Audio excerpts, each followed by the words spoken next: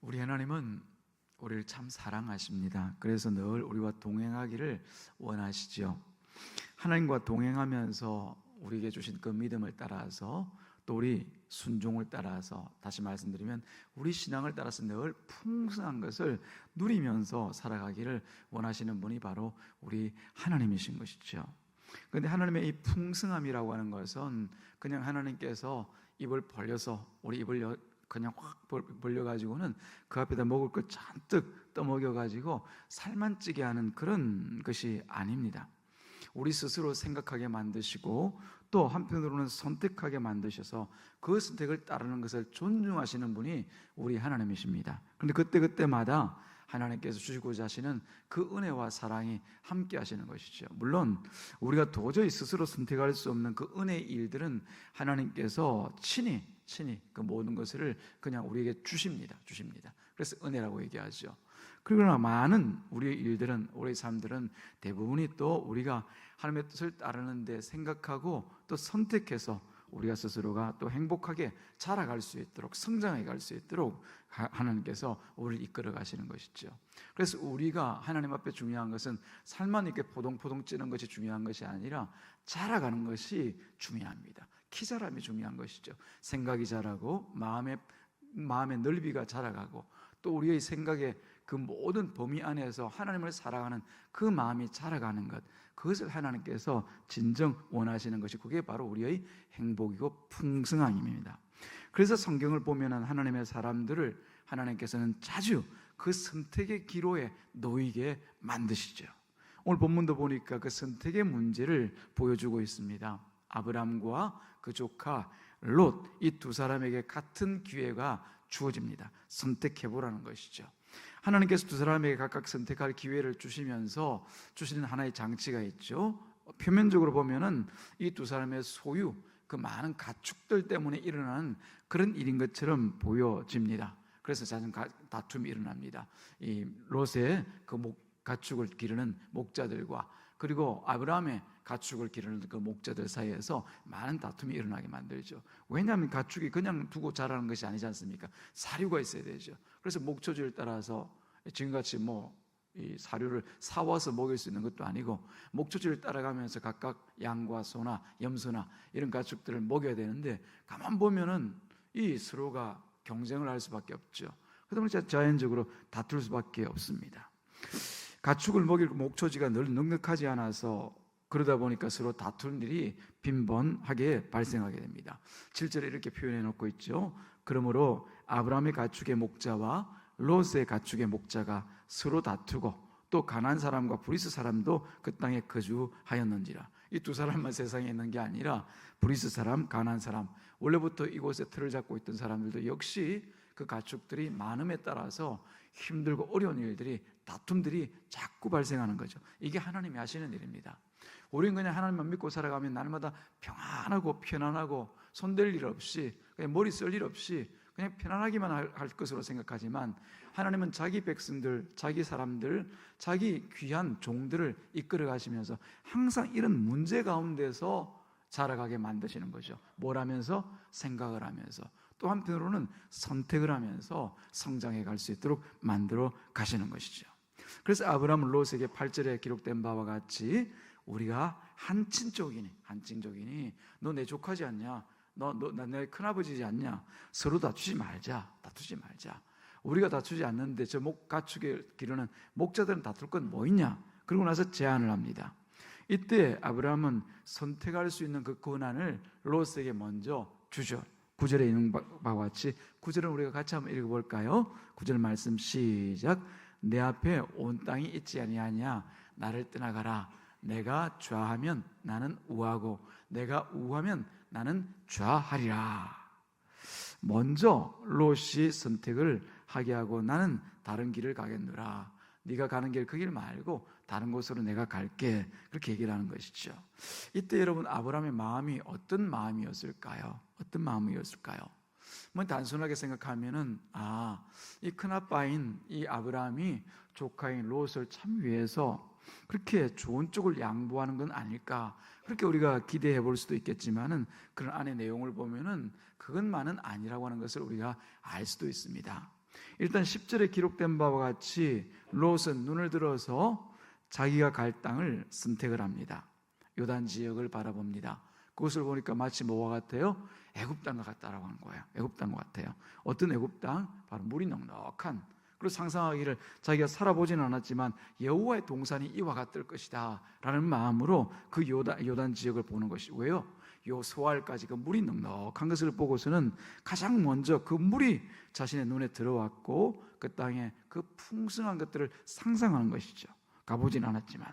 그래서 여호와의 동산 같고 애굽 땅과 같이 보인 것입니다. 이 애굽은 근거가 있습니다. 앞장에 우리가 12장에서 보면은 큰아버지인 아브라함과 함께 애굽에 가지 않습니까? 그곳에서 가서 보았던 그 땅 사람들의 모습을 생각하고 상상한 것이죠.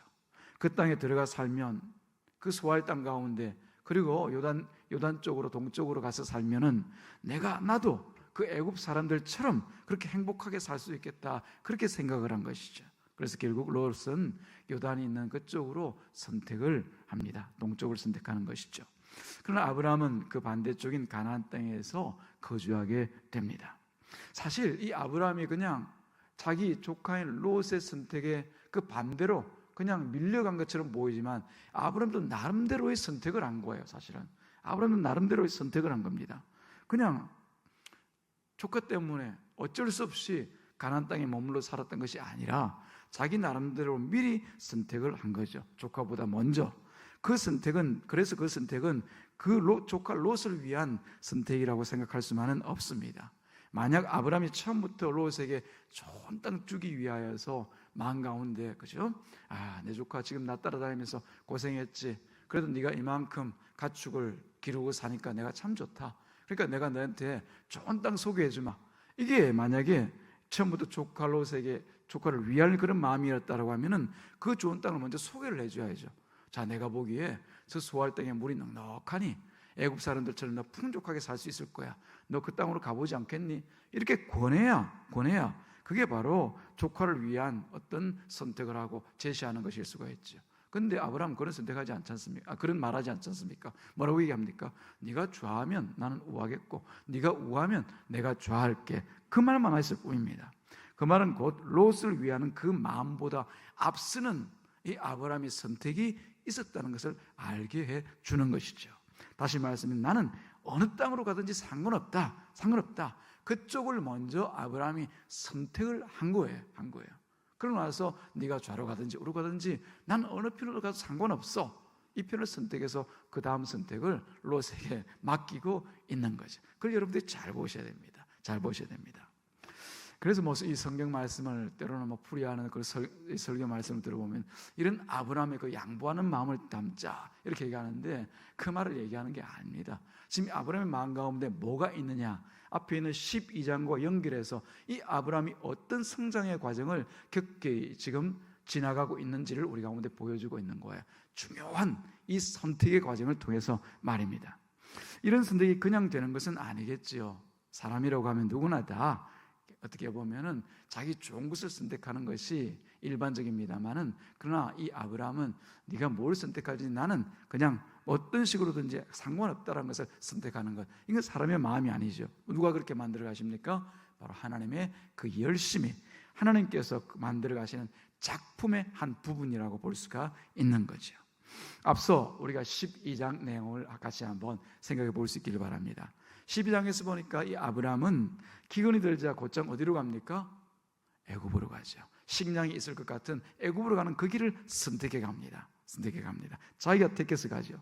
애굽에 가면 굶어 죽지 않을 거라는 그 생각이 있었기 때문에 충분한 고려와 판단을 통해서 자기 나름대로 선택을 해서 애굽으로 가죠.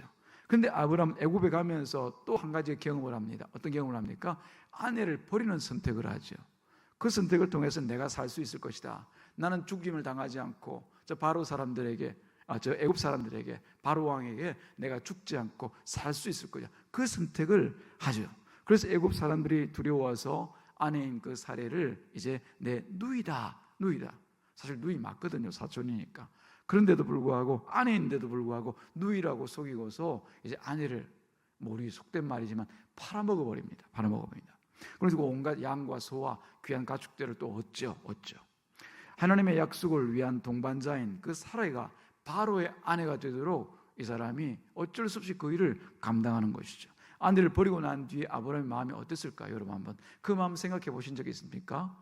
그냥 아내를 팔았다, 이 못된 놈, 이 나쁜 아브라함, 이렇게만 생각했지 그 마음에 고통과 쓰라림과 그 진짜 감당하지 못할 그 마음을 여러분 한번 생각해 보셨냐는 겁니다. 얼마나 마음이 아팠을까요? 아, 그러지 마는 건데, 차라리 내가 죽더라도 내 아내는 내가 지키는 건데 왜 그랬을까? 왜 그랬을까? 자기 선택에 대해서 뒤로 돌이켜서 얼마나 후회를 했겠습니까? 그럼에도 불구하고 어쩔 수 없어. 내가 약하니까, 내가 힘이 없으니까, 이게 나의 운명이겠거니 그렇게 생각하지 않았겠느냐 말입니다. 모든 것 다 포기했겠죠. 그런데 그때 하나님께서 그 문제를 깨끗하게 해결을 해주십니다. 할렐루야. 그게 바로 이 애굽 땅에서 만난 하나님인 것이에요. 애굽 땅에 계신 그 하나님을 만난 것이죠. 바로 왕에게 재앙을 주시고 그 사례를 돌아오게 만들어 주십니다. 이때 아브라함은 놀라운 깨달음을 그 자리에서 얻게 됩니다. 그냥 그 과정들을 여러분들이 평면적으로 보지 말고 입체적으로 보시면은, 야, 아브라함의 마음이 얼마나 무너지고 아팠을까.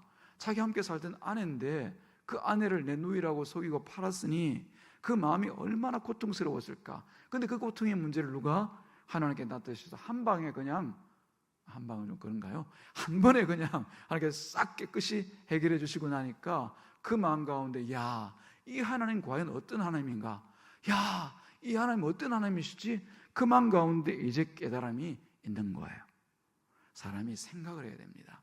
우리에게 일어나는 일과 우리가 맞부닥치는 모든 문제와 또 사건들을 보면서 혹은 내 주변에 혹은 범위를 넓혀서 세계와 열방과 나라와 민족 가운데 나타나는 모든 일들을 바라보시면서 우리 그냥 그러려니 하고 지나가는 것이 아니라 생각을 해야 돼요. 생각을 하고 그 일을 통하여서 하나님께서 어떤 하나님이신가를 생각할 때 아까 제가 말씀드린 것처럼 자라남이 있어요. 성장이 있어요. 그러고 난 뒤에 그 믿음의 폭이 커지면서 하나님의 일들을 계속해서 우리가 맡아가게 되어지고 감당하게 되어져 가는 것이죠. 그래서 그게 믿음의 장성한 분량까지 자라간다라고 하는 표현을 쓰는 것입니다. 이 아브라함의 어떤 깨달음이 있었을까요? 아브라함은 사실 기근이 가나안 땅에 이제 덮쳐왔을 때, 아, 이곳에는 하나님이 안 계신가 보다. 나에게 기껏 약속을 하시더니 이 땅에서 나 굶어 죽게 만드시나 보다. 그런 마음 아니었겠습니까? 그러다 보니까 아브라함이, 아, 이 땅에는 있구나 없구나, 무소부지하신 그 하나님을 깨달아 알지를 못하고, 이곳에 안 계시니까 내가 또 따라가야, 내가 살 길 찾아가야지. 어디로 갑니까? 애굽으로 가지 않습니까? 애굽에 가야만 살 길이 있는 줄로 알았습니다. 그리고 사례가 있으면 애굽 사람들에게 죽임을 당할 줄로 알았습니다. 그런데 하나님은 그 가나안 땅으로 부르셨을 뿐만 아니라 자기가 가는 애굽 땅에도 여전히 함께 계셨다는 것을 알 수가 있는 거죠. 애굽 가나안 땅을 버리고 왔을 때 아마 이 아브라함의 마음에는 속으로 그런 마음도 있었을 거예요. 내가 가나안 땅만 떠나면 기근을 주시는 이 하나님 이제 벗어날 수 있지는 않을까라고 생각했을 수도 있습니다. 그런데 애굽 땅에도 여전히 하나님의 손길이 미치시고, 심지어 왕 중의 왕이라고 할 수 있는 그 바로 왕을 꼼짝 못하게 만드시는 주권자 중에 주권자라는 사실을 이 아브라함이 뭐예요? 깨달아 알게 된 것이죠. 그래서 나를 부르시고 약속을 주신 하나님께서 나와 함께 하신다면, 내가 가는 그 모든 길에 함께 하신다면 내가 어디에 있든지 누구를 만나든지 나는 아무 염려가 없다는 사실을 그 자리에서 깨닫게 된 것을 우리가 생각할 수가 있죠. 여러분 동의하시죠? 그렇죠. 바로 그겁니다. 이게 바로 자라가는 거예요. 아멘 하신 여러분들이 바로 오늘 성경 본문의 말씀을 통해서 한 걸음 자라 나아가신 거예요. 그래서 아브라함에게 있어서 내게 어떤 땅이냐라고 하는 것은 결코 중요하지가 않습니다. 어디 있으나 어떤 환경에서나 누가 있거나 상관없습니다. 왜? 그 자리마다 누가? 하나님께서 계시기 때문입니다. 그래서 그의 선택은 복잡하지 않습니다. 미리 나는 어디든지 있든지 상관없다. 네가 좋아하면 내가 우하면 되고, 네가 우하면 나는 좋아하면 돼. 그것만 생각하는 것이죠. 그러나 롯은 같은 사건을 경험하지만은 그러나 전혀 다른 생각을 가지고 있습니다. 똑같은 사건을 같이 경험하지 않습니다. 물론 아내를 팔고 이런 일은 없었지만은 그래도 같은 현장에 있었습니다. 그 가운데 계셨던 그 하나님을 만나지 못한 상태라는 것을 알 수가 있죠. 롯에게는 여전히 내 재산이 중요하고 내 자산이 더 많아지는 것, 그것을 잘 경영하고 또 내 삶 가운데 중심에 놓고 살아가는, 그게 여전히 더 중요하고 행복입니다. 행복으로 생각합니다. 그런 롯의 선택은 당연히 눈에 보이기 좋은 것, 눈에 보기에 좋은 것, 애굽과 비슷한 것, 그 사람들이 사는 모습을 보니까 보기에 좀 다르던데, 가뭄이 아니 와도 기근이 와도 이 사람들 먹을 것이 풍족해. 나 그런 사람 되고 싶고 그런 곳에 살고 싶어, 이런 마음인 것이죠. 하나님이 어떤 분이신가에 대하여서 깨달아 알지를 못하고 애굽을 보고 그 사건을 경험하면서, 12장에 있는 그 사건을 경험하면서도 어떻게 내가 잘 살겠구나, 자기 중심으로 생각하고 있는 거죠. 하나님을 바라본 것이 아니라 자기를 바라본 것이죠. 그래서 13절에 기록하고 있듯이 소돔 땅은 여호와 앞에 악하며 큰 죄인이라는 그 하나님의 관점이 탁 보여짐에도 불구하고 소돔을 살기 좋은 땅으로만 보았던 것이죠. 그 타락과 그 땅이 이제 하나님의 앞에 진노의 그릇 가운데 담겨져 있다는 사실을 보지 못하고 그 땅을 선택하여서 가는 것이죠. 사실 롯의 이런 선택이 사실은 지극히 정상입니다.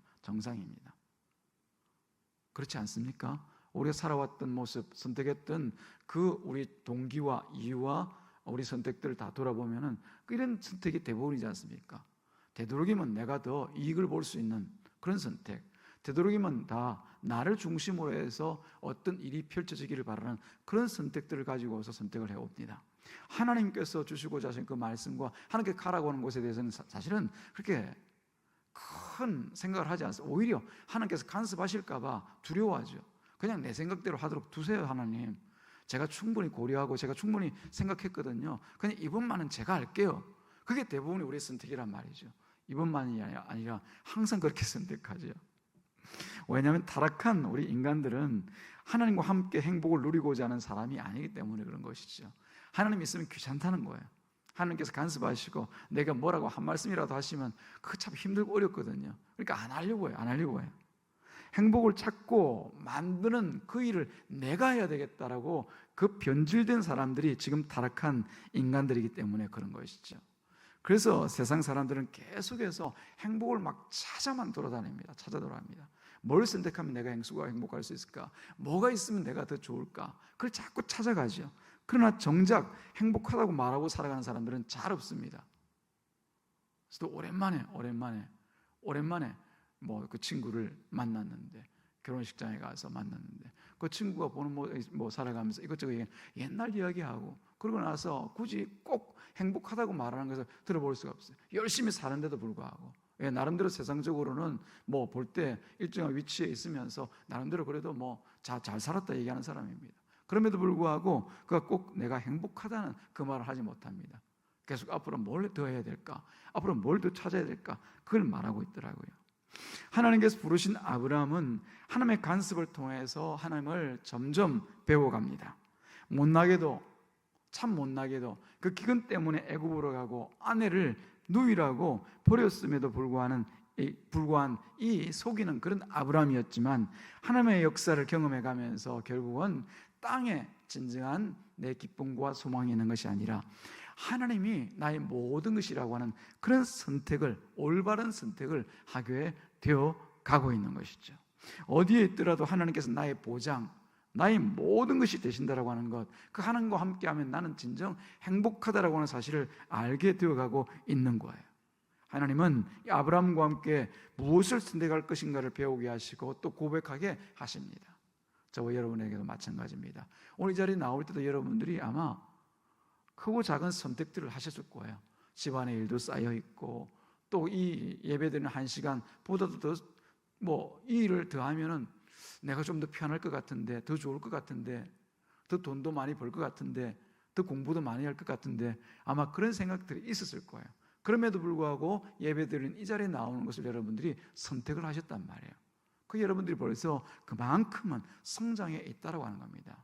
이 하루, 수요일이라고 하는 이 하루 가운데서 뭐가 가장 중요한지 대해서 우선순위가 여러분 가운데 벌써 세워져 있는 것이죠. 그래서 예배의 자리로 여러분이 나오신 것이죠. 결국은 하나님께서 우리 가운데 만들어주신 그 문제, 오늘 우리가 흔히 하나님의 역사라고 얘기하지만 그 문제들을 통해서 하나님을 경험하면서 그 경험들을 통해서 내가 뭘 선택하는 것이, 어느 길로 가는 것이 더 내가 행복을 누릴 수 있는지를, 참된 행복을 누릴 수 있는지를 자꾸만 알아가고 있는 것이죠. 사랑하는 여러분, 신자들은 우리가 살아가면서 경험하는 대부분은 다 하나님을 알아가게 하시는 그런 하나님의 장치가 그 안에 놓여져 있습니다. 오늘 아브라함이 그 자기 조카와 헤어지는 그 과정을 통해서도 바로 하나님을 알아가게 하시는 것과 같이, 애굽에 가서도 하나님을 알아가게 하시는 것과 같이, 그리고 기근을 만나게 하시면서도 하나님을 알아가게 하시는 것과 같이, 그 모든 문제와 또는 환경들이 하나님을 알아가도록 우리 가운데 베푸시는 하나님의 사랑과 하나님의 긍휼이신 것이죠. 그리고 우리에게 그 모든 문제를 보여주시면서 요구하시는 것이 있습니다. 뭘 요구합니까? 뭘 선택할래? 너 뭘 선택할래? 너 수활당 가는 거 선택할래? 물이 넉넉한 그 수활당 가는 거 선택할래? 아니면 그냥 내가 이끄는 대로 가는 거 선택할래? 그거죠. 그 선택을 통해서 내가 원하고 생각하는 그 땅이 아니라, 그 환경이 아니라 하나님의 약속을 따라 주어진 것을 선택하라고 하나님은 요청하시는 것이죠. 우리가 그 약속을 믿는다라고 하면은 우리는 세상의 이 땅에 대해서, 환경과 여건에 대해서 큰 미련이 사실은 없습니다. 왜냐하면 이 세상에는 진정 행복이 없기 때문에 그런 것이죠. 잠깐 이 환경적으로 좋아 보이는 그런 땅과 환경들이 있을 수는 있습니다. 그러나 그 땅에서 영원히 살 사람은 아무도 없죠. 또 내가 좋다고 생각했다고 해서 끝까지 좋은 것 여러분 보셨습니까? 제가 보기에는 그런 것 없었어요. 항상 내가 선택하고 내가 좋아서 간 곳에서는 항상 눈물 골짜기였어요. 눈물 골짜기, 고난의 골짜기, 아픔의 골짜기였어요. 그러나 진정 내가 비록 손해보는 것 같고 내 의지를 내려놓고 오직 주만 따르기 위해서 선택한 그 일에는 항상 마음의 만족과 기쁨이 오랫동안 우리 좋은 차를 마시면서 또 좋은 커피를 마시면서 그 잔향이라는 것이 있지 않습니까? 향기가 오랫동안 남아있는 것처럼 하나님의 말씀을 따라 선택하고 난 뒤에는 지금 당장은 힘들고 어려운 것 같지만은 또 잠깐의 기쁨이 그냥 그치는 것이 아니라 오랫동안 그 일들이 기쁨으로 남아있더란 말이죠. 하나님 자꾸 우리에게 그런 진정한 행복을 찾아갈 수 있도록 선택하게 만들어 가고 있습니다. 사랑하는 여러분, 결국은 하나님의 품이 가장 행복한 것을 여러분 아시기를 주님의 이름으로 축복합니다. 하나님의 품 안에 있을 때, 하나님의 손 안에 있을 때, 하나님의 간섭 안에 있을 때, 그때가 가장 행복한 것이에요. 그래서 우리 신자들의 선택은 단순합니다. 언제나 좌나 우를 고민하지 않습니다. 그저 하나님 안에, 그리고 하나님의 말씀과 함께 살아가기를 소원하는 것이죠. 그때 주어지는 땅이 비록 우리 눈에는 기근의 땅이라 할지라도 절망하지 않고 오히려 그 자리에서 다 괜찮습니다. 하나님의 뜻이 계시겠지요. 그런 고백으로 살아갈 수가 있는 겁니다. 그때 주시는 땅의 풍요와 그리고 그 평안을 우리가 주신다 할지라도, 그 땅에서 우리가 누리는 그 평안이 아무리 많다 할지라도, 그 땅에서 누리는 그 풍요가 아무리 우리에게 넘친다 할지라도 우리는 결코 교만하지를 않는 거죠. 교만한 사람처럼 꼴불견이 어디 있습니까? 조금 가졌다고, 조금 있다고 막 교만하고 남에게 자랑하고 있는 것처럼 그렇게 보이는 사람처럼, 사실은 뒤집어 보면은 있는 사람이나 없는 사람이나 다 하나님 앞에 똑같은데도 불구하고 이 땅에서 잠시 누리는 것 때문에 막 교만한 사람들 보면 우리가 참 마음이 상할 때가 있잖아요. 진정 하나님과 동행하고 하나님 안에서 만족을 누리고 평안을 누리는 사람에게는 그 모든 것들을 통하여서도 결국 교만할 수가 없습니다. 하나님의 것이기 때문에 그런 것이죠. 사랑하는 여러분, 좌로 가든지 우로 가든지 어디나 하나님께서 우리와 함께 하심을 믿으시기를 주님의 이름으로 축복합니다. 그래서 우리들과 같은 신자는 행복이 어디 있을까 막 찾아 나서는 사람이 아니라 지금 내게 주어진 어디에서나 또 무엇에서든 하나님을 나타내고 그 은혜를 전하면서 살아가는 사람인 것을 잊지 마시기 바랍니다. 그게 바로 하나님의 복을 누리는 사람입니다. 귀한 선택들을 통해서 하나님의 복을 누리며 살아가는 저와 여러분 되시기를 주님의 이름으로 축복합니다. 기도합니다.